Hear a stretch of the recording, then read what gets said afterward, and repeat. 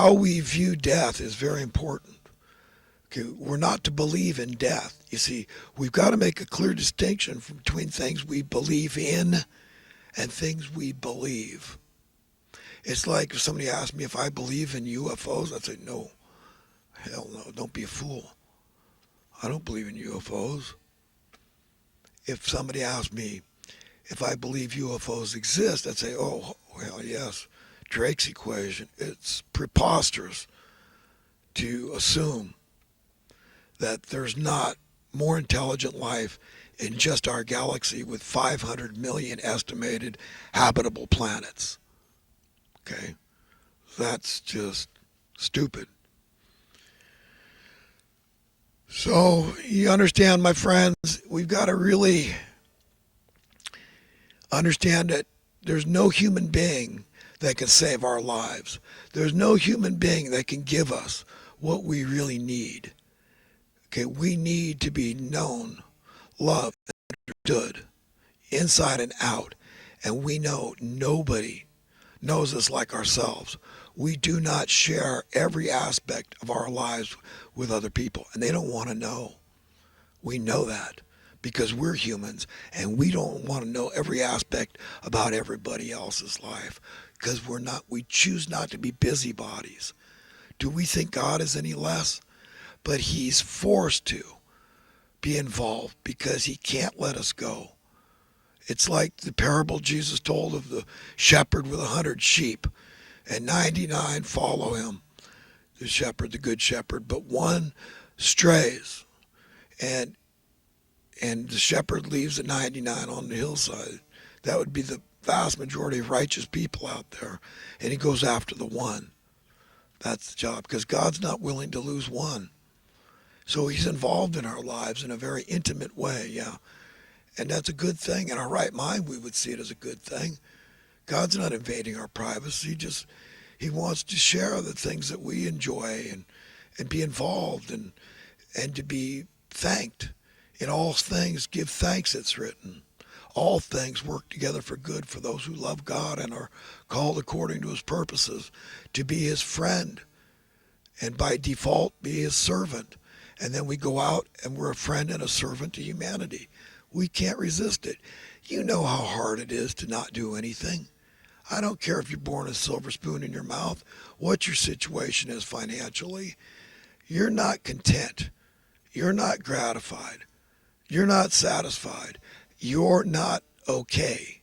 Not feeling useful. Not feeling appreciated. Not having some purpose. Not being productive and constructive and doing stuff for others. That feels good. That feels right. That gives you joy and satisfaction. Giving love, receiving love. That's what it's all about. This is the greatest commandment Christ gave us. Once you acknowledge God and you say, yeah, God is to be loved above all else. Of course, I wouldn't know what love was. I wouldn't know what cuteness was. And that's so valuable if it weren't for God. So, yes, and you can't save my life. You can't save my life. But Christ said he could save our lives. And not so that we can just be reincarnated. Okay, no, this is into a world that's keeps getting better and better. That's the whole idea, that it's a departure, a huge departure from all the crappiness in this world. Everything. And we're talking organic crappiness. Organic crappiness. It's important to decipher and distinguish and discern between what is organic crappiness and what is artificial, invented crappiness. Organic is across the board. It affects everybody like a natural disaster or something. Diseases. But artificial, invented, is very discriminating, very biased, very exclusive. It picks on people, classes of people. Huge swaths of the population are subjected to artificial suffering. And it's totally unfair and unjust. And if you're perturbed by it, that's normal. Your godly instinct demands that you be perturbed by it, bothered, troubled, bugged, not okay with it. It's injustice, unfairness, and you don't give a damn that it's not your personal suffering because you're God's kid and your conscience is laid bare because you want it to be. You're in your right mind. It's about your soul, where we're going from here. And you want to enjoy prosperity and riches. But if you're like me, you understand that, hey, when better men and women than me living out on the streets, suffering unnecessarily, I don't know how times I have to say that, prove that it's not true. Sometimes dying on the street, and I say better men and women than me because I haven't met them, all of you. So for all we know, okay, they are better men and women than us. Jesus Christ said that's him himself. Whatever we do or fail to do for the least of men, we do or fail to do for him. Calling ourselves a Christian nation.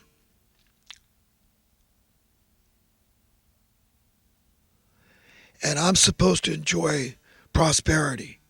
No, you know what I say? I say, my heart, my mind, my spirit, my soul, my conscience, my everything is an open book to God, like you, right? And I know the only time I could enjoy greater prosperity than what I have, and people would laugh, because if you put me on a scale with the other, 350 almost million Americans, I'm at the lower end for sure, financially speaking. Should I be ashamed of that? No. That's actually, in my mind, it's good.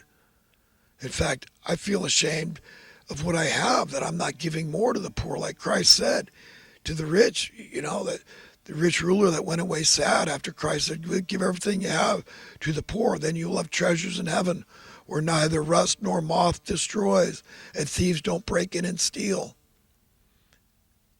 Is that what we want? Yeah, look into it.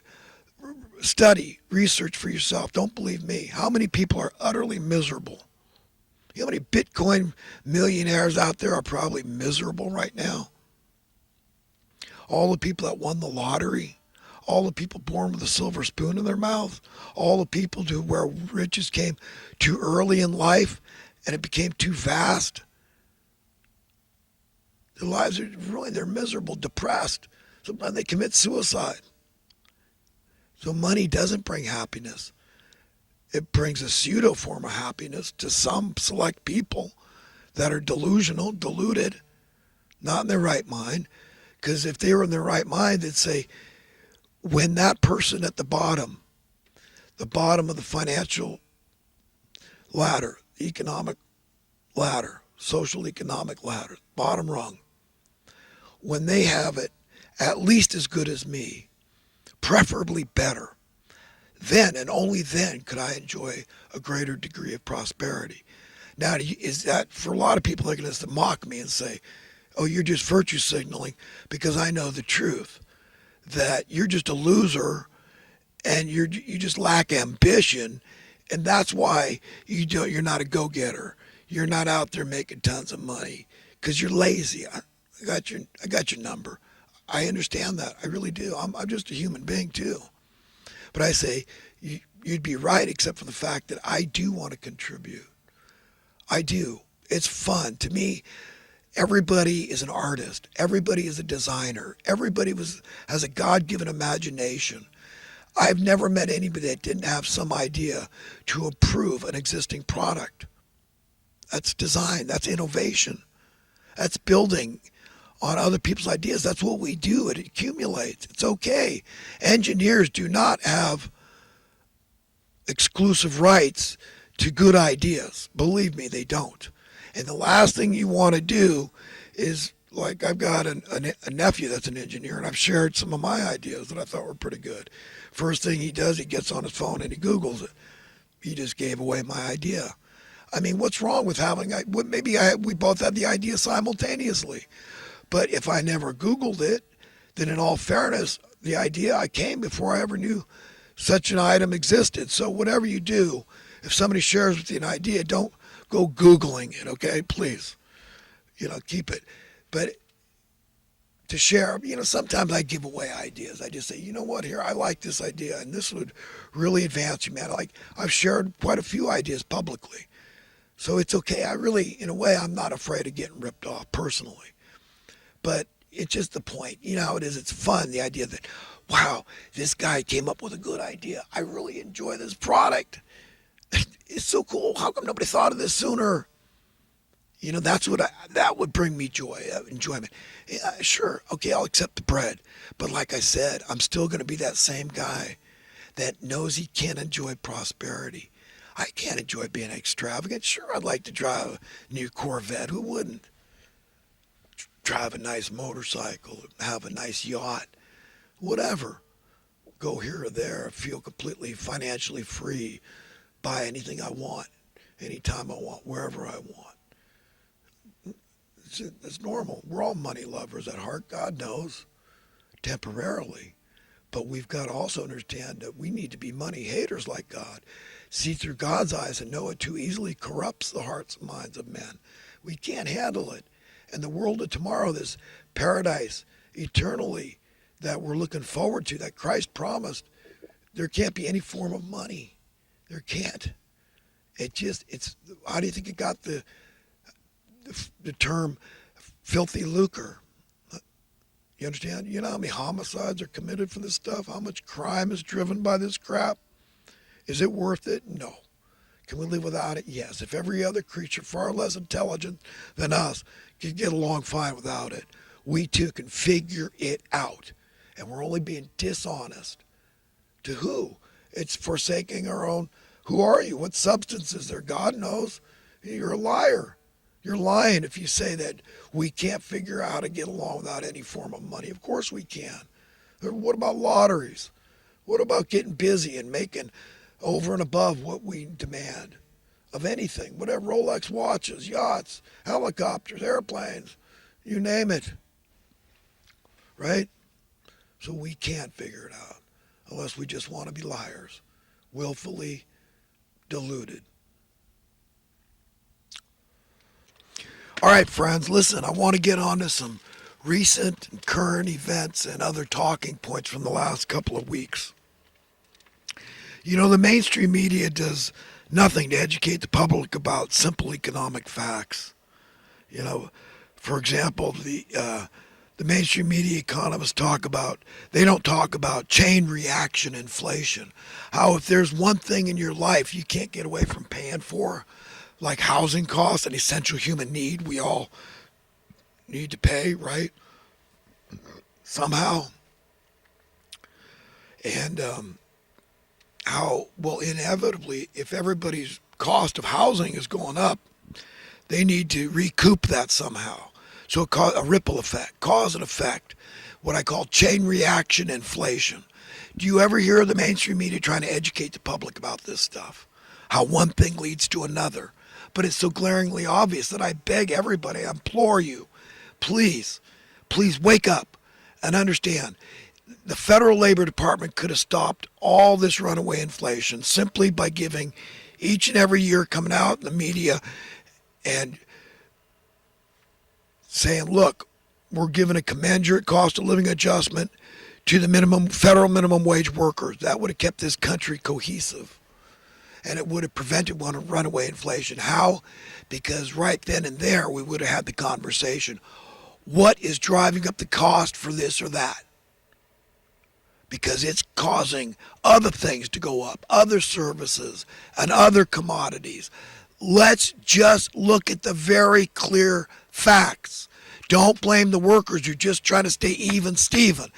Maintain the same standard of living that was promised them at the implementation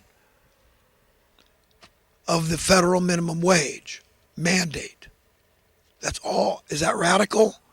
You understand how simple that is? And it's like, well, how do you think? I talk about how they normalized slavery over a long period of time. Yeah, over half a century. They've been utterly remiss at giving nearly adequate cost of living adjustments to the federal minimum wage workers. Not even year after year, not even decade after decade, but well over half a century now. This has been going on. And doesn't the public, don't you object? Isn't that unfair and unjust? Un-American as hell?